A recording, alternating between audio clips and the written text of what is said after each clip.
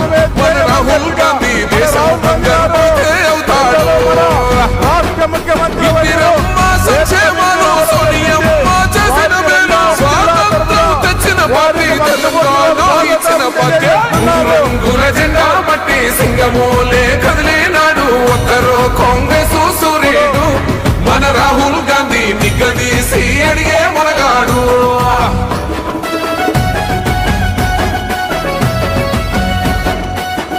ఇప్పుడు మన కన్యాకుమారి నుంచి కాశ్మీర్ వరకు అటు భారతదేశంలో న్యాయయాత్ర పేరుతో భారతదేశంలో ఒక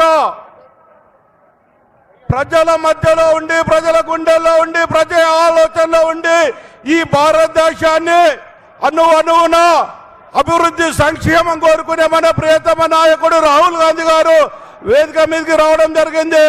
ఇప్పుడు మన నాయకుడు బలహీన బడుగు వర్గాల దళిత గిరిజన ఆత్మగౌరవం పెంచే విధంగా ముందు సాగిన రాష్ట్ర ముఖ్యమంత్రి వర్యులు పెద్దలు రేవంత్ రెడ్డి గారు కూడా మన మధ్యలోకి రావడం జరిగింది.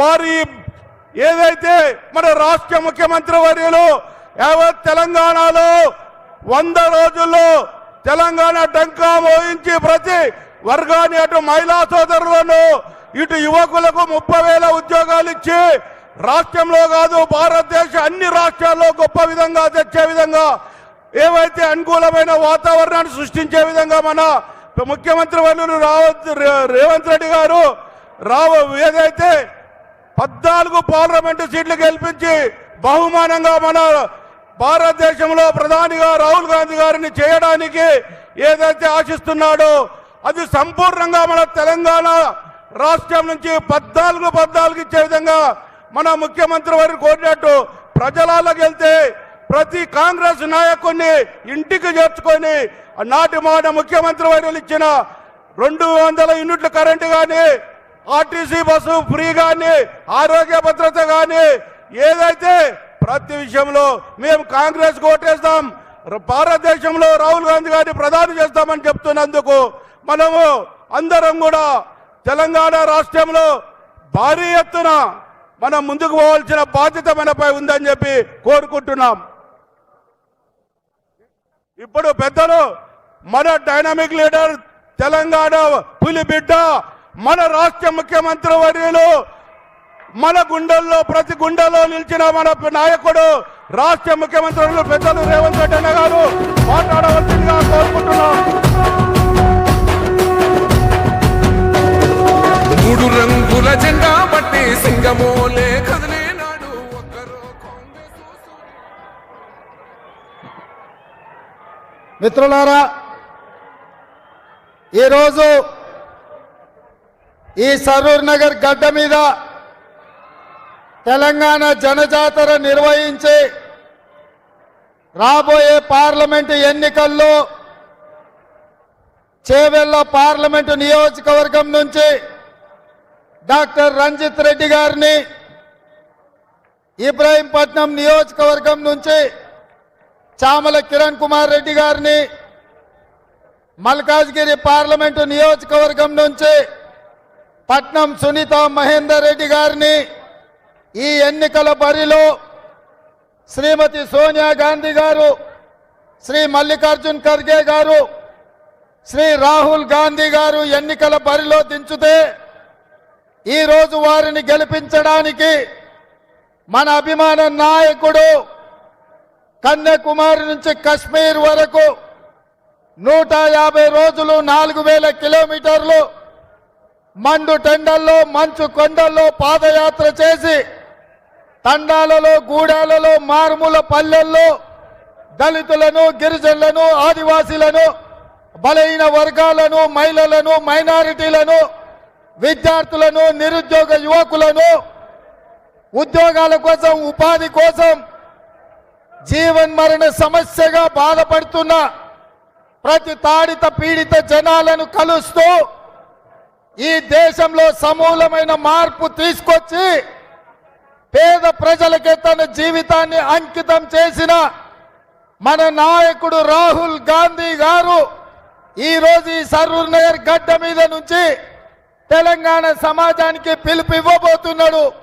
తెలంగాణ రాష్ట్రంలో ఉన్న 17 పార్లమెంటు నియోజకవర్గాలలో కనీసం 14 పార్లమెంటు నియోజకవర్గాలను గెలిపించడం ద్వారా ఇండియా కూటమిని దేశంలో ప్రభుత్వాన్ని ఏర్పాటు చేయడానికి వారు కష్టపడుతున్నారు.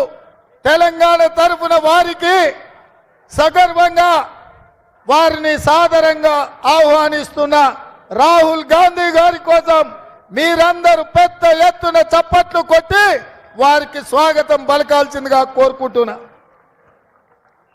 మిత్రులారా, ఇప్పటి వరకు 17 సార్లు పార్లమెంటు ఎన్నికలు జరిగినాయి. వివిధ సందర్భాలలో వివిధ అంశాల ప్రాతిపదికన ఆనాడు ఎన్నికలు జరిగినాయి. ఒకసారి సంక్షేమం కావచ్చు, ఇంకొకసారి అభివృద్ధి కావచ్చు, ఇంకొకసారి దేశ భద్రత కావచ్చు. కానీ 18వ లోక్సభ ఎన్నికలు మన యొక్క జీవన్ మరణ సమస్య.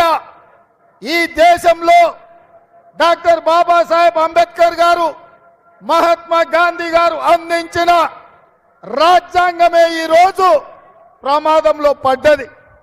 ఇవాళ రాజ్యాంగం ద్వారా దళితులకు, గిరిజనులకు, ఆదివాసీలకు, బలైన వర్గాలకు, మైనారిటీలకు ఏ హక్కులు కాంగ్రెస్ పార్టీ ఇచ్చిందో, వాళ్లకు అసైన్మెంట్ పట్టాల ద్వారా భూములు ఇచ్చిందో, ఆదివాసీ పోడు పట్టాల ద్వారా ఆదివాసులకు భూములు ఇచ్చిండ్రు, రిజర్వేషన్ల ద్వారా నిరుద్యోగ యువకులకు ఉద్యోగ ఉపాధి అవకాశాలు కల్పించిండ్రు.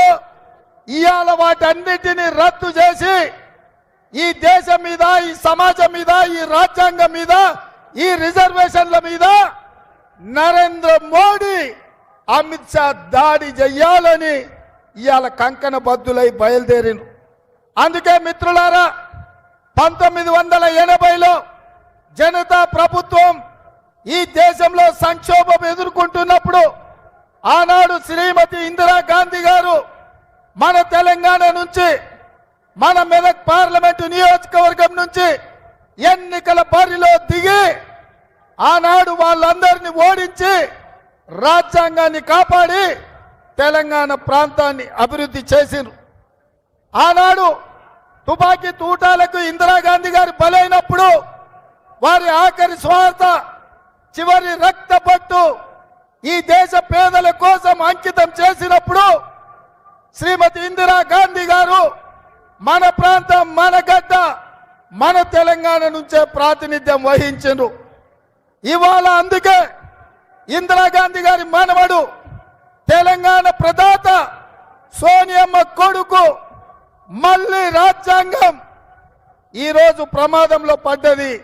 అందుకే రాజ్యాంగాన్ని కాపాడడానికి, రిజర్వేషన్లను రక్షించడానికి వారు మళ్ళీ తెలంగాణ గడ్డ మీద నుంచే నరేంద్ర మోడీ, అమిత్ షాలపై యుద్ధం ప్రకటించిండు. ఈ యుద్ధంలో తెలంగాణ బిడ్డలు రాహుల్ గాంధీ గారి పక్కన నిలబడాలి. 60 సంవత్సరాల ఆకాంక్ష, 1200 మంది బిడ్డల ఆత్మ బలిదానాలతో, సోనియమ్మ ఉక్కు సంకల్పంతో ఆంధ్రప్రదేశ్ లో పార్టీ నష్టపోయి కేంద్రంలో అధికారం కోల్పోయి తెలంగాణలో ఒడిదుడుకులు ఎదుర్కొన్న సోనియమ్మ తెలంగాణ రాష్ట్రం ఇచ్చింది. ఆ తెలంగాణ ఇచ్చిన సోనియమ్మ బిడ్డ ఇవాళ మన దగ్గరకు వచ్చిండు. మిత్రులారా, ఇవాళ మనమందరం ఏకమై 4 కోట్ల ప్రజలు రాహుల్ గాంధీ గారికి అండగా నిలబడి ఈ రాజ్యాంగాన్ని రక్షించి రిజర్వేషన్లను కాపాడే పోరాటంలో మనం వారికి వెన్ను దన్నుగా నిలబడాలి. మనందరి బాధ్యత అని ఈరోజు మీకు అందరికీ గుర్తు చేస్తున్న మిత్రులారా, ఇవాళ నిన్న మొన్న బీజేపీ నాయకులు, నిన్న ఒక పార్లమెంట్ సభ్యురాలు తెలంగాణకు వచ్చి మాకు 15 సెకండ్లు ఇస్తే ఈ దేశంలో ఉన్న మైనార్టీలను తుదమిట్టిస్తామని మతాన్ని రెచ్చగొట్టే విధంగా మాట్లాడింది. నేను అడుగుతున్న తెలంగాణ సమాజాన్ని, పౌర హక్కులను, పౌర సమాజం, ప్రజల యొక్క హక్కుల కోసం కొట్లాడే వాళ్ళు, మాట్లాడే వాళ్ళు జాగ్రత్తతో ఆలోచన చేయాలి. ఈ హైదరాబాద్ రాష్ట్రం 2004 నుంచి 2014లో డాక్టర్ మన్మోహన్ సింగ్ గారి నాయకత్వంలో ఈ హైదరాబాద్ నగరానికి ఔటర్ రింగ్ రోడ్డు, అంతర్జాతీయ ఎయిర్పోర్ట్, ఐటీ కంపెనీలు, ఫార్మా కంపెనీలు, మెట్రో రైలు, కృష్ణా జలాలు, గోదావరి జలాలు ఈ ప్రాంతానికి తరలించి హైదరాబాద్ నగరంలో శాంతి భద్రతలను కాపాడినారు. కాబట్టి మత సామరస్యాన్ని పెంచి పెంపొందించారు. కాబట్టి తెలంగాణ రాష్ట్రానికి వేలాది కోట్ల రూపాయల పెట్టుబడులు వచ్చినాయి. లక్షలాది ఉద్యోగాలు తెలంగాణ నిరుద్యోగ యువకులకు వచ్చినాయి.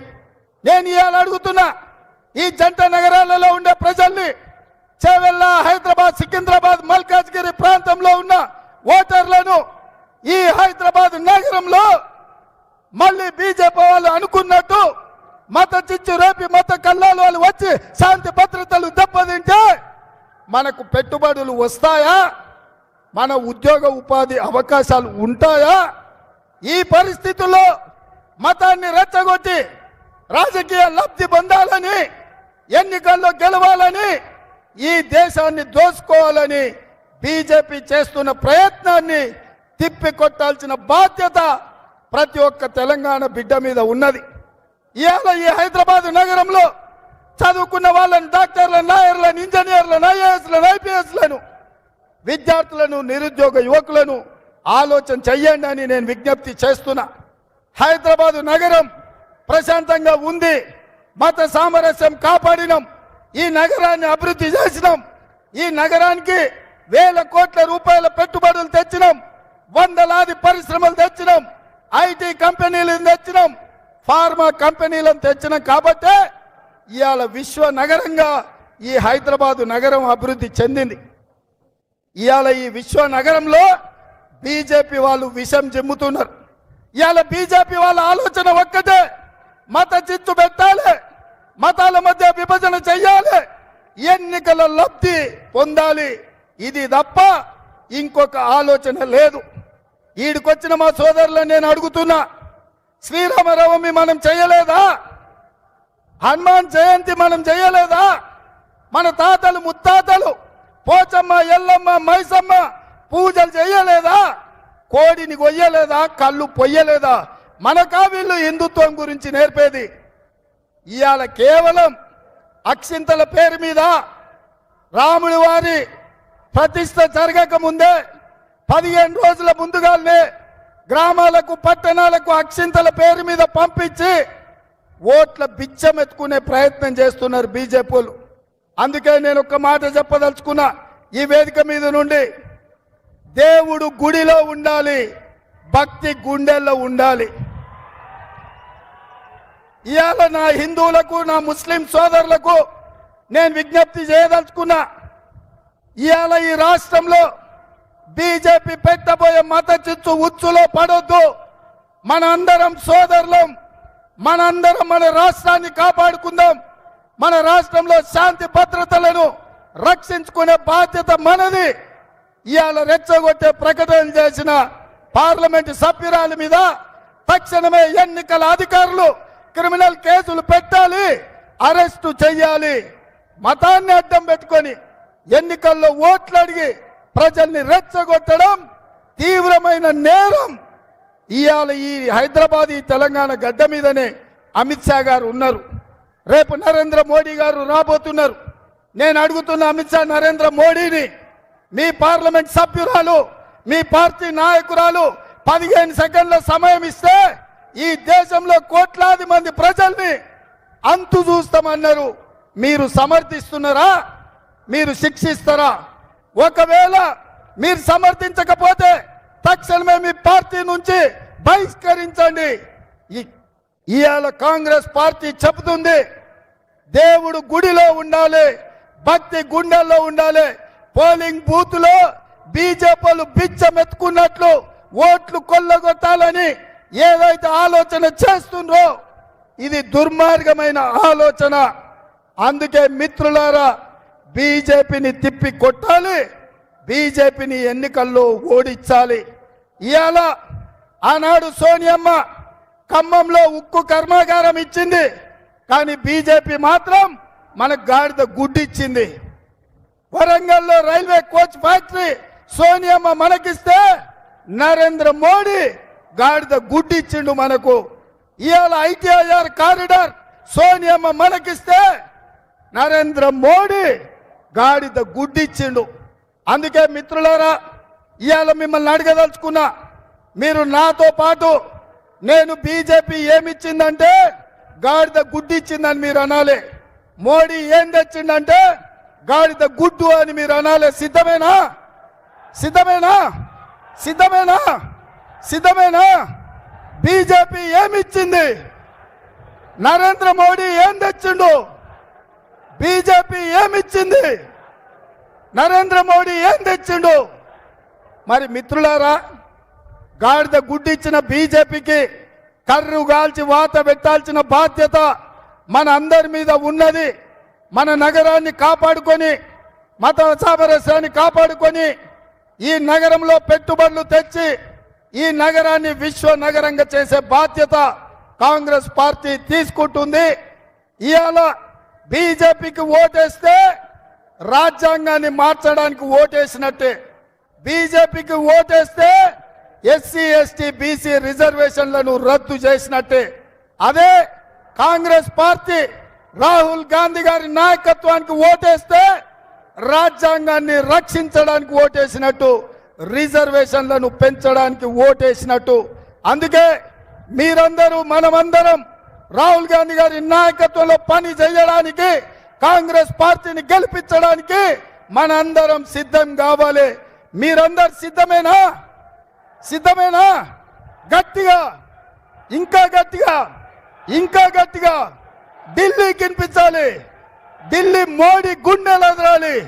సిద్ధమేనా? సిద్ధమేనా? సిద్ధమేనా? సిద్ధమేనా? జై కాంగ్రెస్, జై జై కాంగ్రెస్. హస్తం గుర్తుకే, హస్తం గుర్తుకే. చేవెళ్ల పార్లమెంటు నుంచి డాక్టర్ రంజిత్ రెడ్డి గారు మన అభ్యర్థి. భువనగిరి పార్లమెంట్ నియోజకవర్గం నుంచి చామల కిరణ్ కుమార్ రెడ్డి గారు మన అభ్యర్థి. అదేవిధంగా మల్కాజ్గిరి ఏ పార్లమెంటు నియోజకవర్గం నుంచి నేను ఎన్నికైనో, ఏ ఎల్బీ నగర్ నుంచి నాకు 30,000 మెజారిటీ ఇచ్చి గల్లీ నుంచి ఢిల్లీకి ప్రశ్నించే గొంతుగా పంపించారు. ఆ పార్లమెంటు నుంచి పట్నం సునీత మహేందర్ రెడ్డి గారు అభ్యర్థులు. ఈ ముగ్గురిని అత్యధిక మెజార్టీతో గెలిపించాల్సిందిగా మీకందరికి విజ్ఞప్తి చేస్తూ మీ అందరి దగ్గర సెలవు తీసుకుంటున్న మిత్రులారా, జై కాంగ్రెస్. ధన్యవాదాలు మిత్రులారా. ఇప్పుడు మన భారత అఖండత గురించి, భారత ప్రధానిగా కావడానికి కన్యాకుమారి నుంచి కాశ్మీర్ వరకు భారత్ జోడో యాత్ర, నా యాత్రతో భారతదేశాన్ని ఒక ఉన్నతమైన దేశంగా తీర్చిదిద్దడానికి ఒక్కరో కాంగ్రెస్ సూర్యుడు మన రాహుల్ గాంధీ నిగదీసి అడిగే మునగాడు. వీడు భూమిన వానైతాడు, బీద సాదల ధైర్యం వీడు, దోపిడి దొంగల భరతం పడతాడు. మన రాహుల్ గాంధీ దేశం బంగారు పోతే అవుతాడు. ఇందిరమ్మ సంక్షేమాలు సోనియమ్మ చేసిన మేలు, స్వాతంత్రం తెచ్చిన పార్టీ తెలంగాణ ఇచ్చిన పార్టీ. 3 రంగుల జెండా బట్టి సింగమోలే కదిలినాడు, ఒక్కరో కాంగ్రెస్ సూర్యుడు.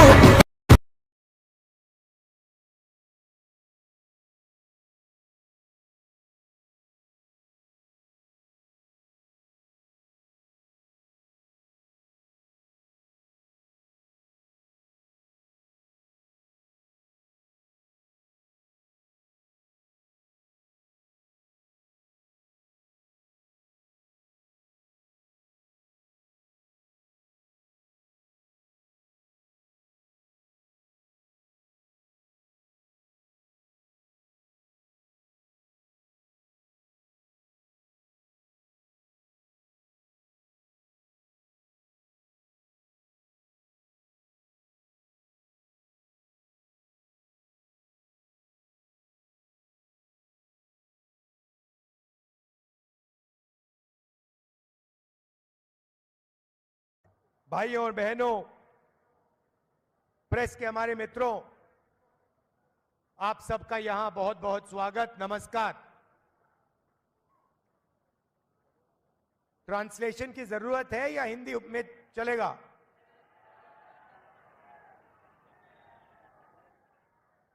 ट्रांसलेशन।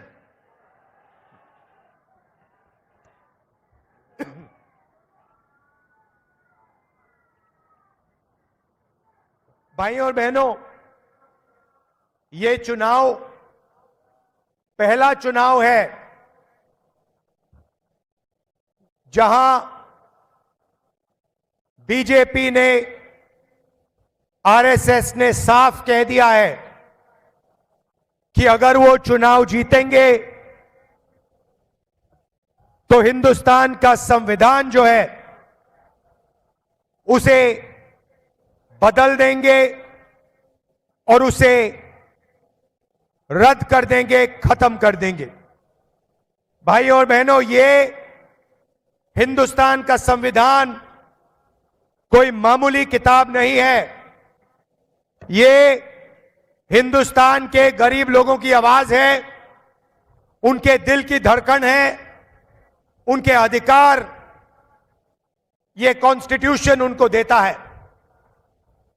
बीजेपी के नेता जब कॉन्स्टिट्यूशन को रद्द करने की बात करते हैं, कॉन्स्टिट्यूशन को बदलने की बात करते हैं, तो वो सिर्फ गरीब जनता पे नहीं, देश की आत्मा पर आक्रमण कर रहे हैं।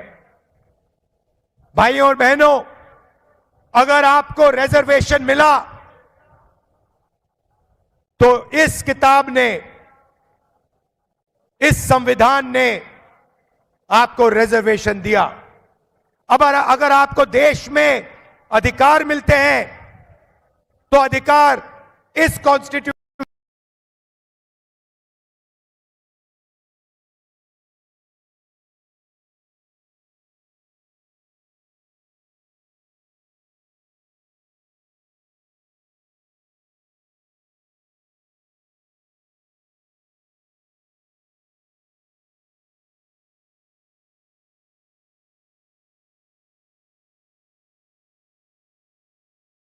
है।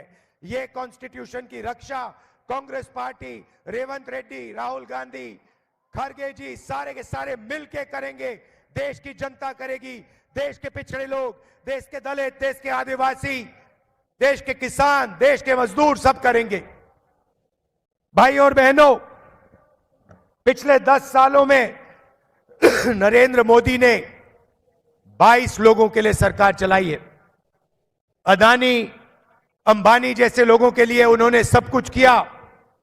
देश की जनता के लिए, किसानों के लिए, मजदूरों के लिए नरेंद्र मोदी जी ने थोड़ा सा काम नहीं किया। भाइयों और बहनों, आप हैरान हो जाओगे, नरेंद्र मोदी जी ने 22-25 लोगों का 16 लाख करोड़ रुपया कर्जा माफ किया है। 24 साल का मनरेगा का पैसा उन्होंने 22 लोगों को दिया।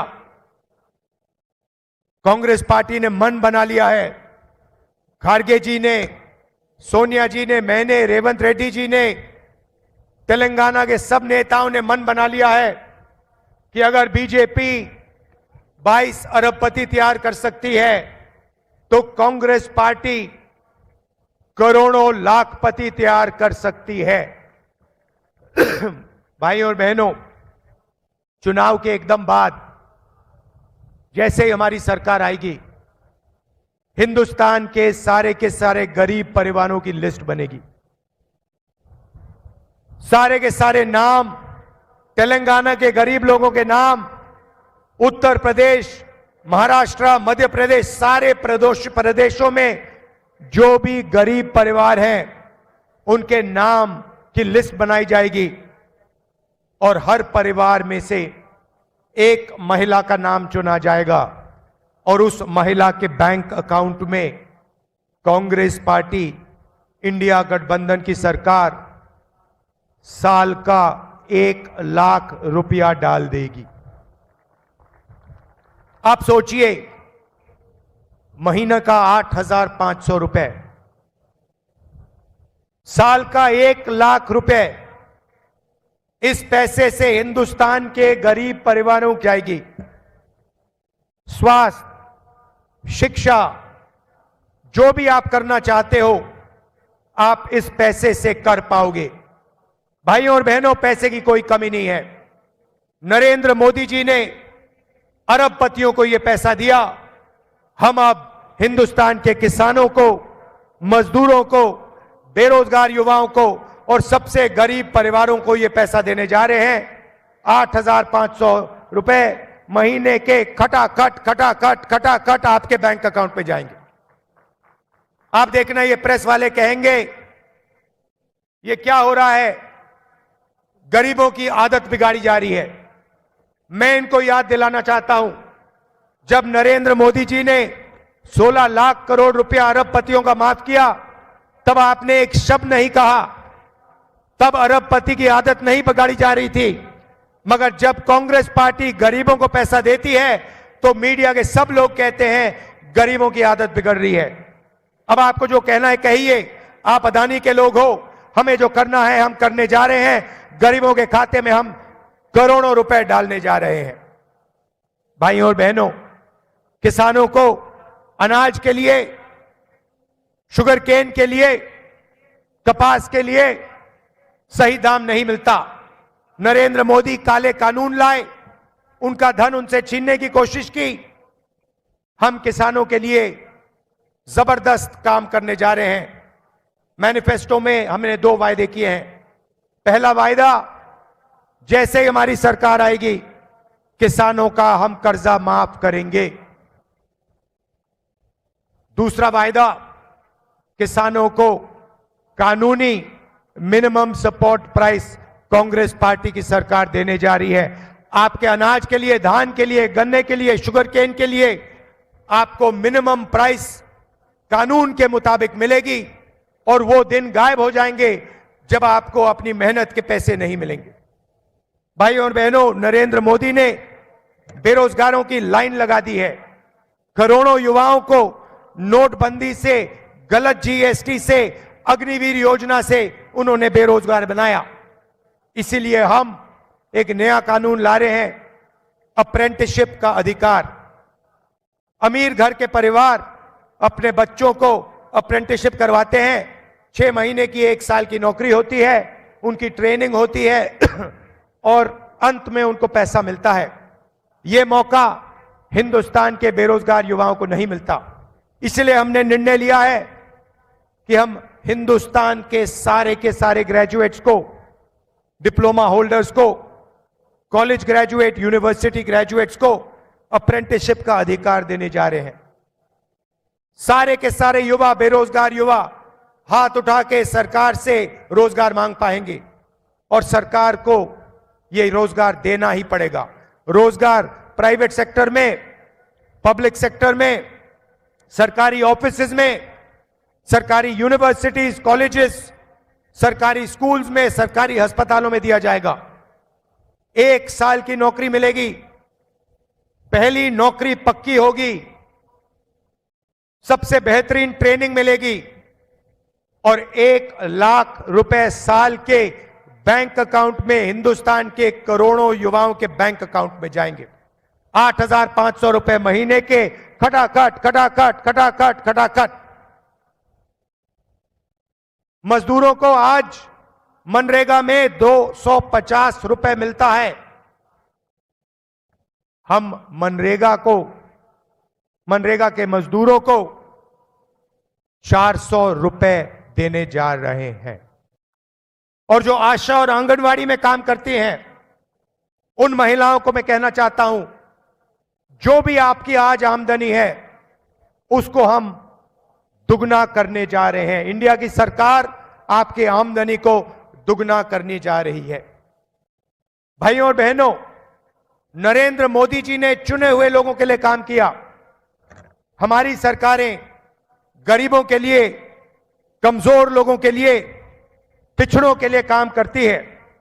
यहां पे हमने जाति जनगणना लागू किया तेलंगाना में, और वही काम हम पूरे हिंदुस्तान में करने जा रहे हैं। जाति जनगणना से हिंदुस्तान के गरीब लोगों को, पिछड़ों को, दलितों को, आदिवासियों को, गरीब जनरल कास्ट को, माइनॉरिटीज को अपनी भागीदारी के बारे में, अपनी आबादी के बारे में पता लग जाएगा। क्रांतिकारी कानून है। इसके बाद हिंदुस्तान की राजनीति हमेशा के लिए बदल जाएगी, क्योंकि हिंदुस्तान की जनता को सच्चाई पता लग जाएगी।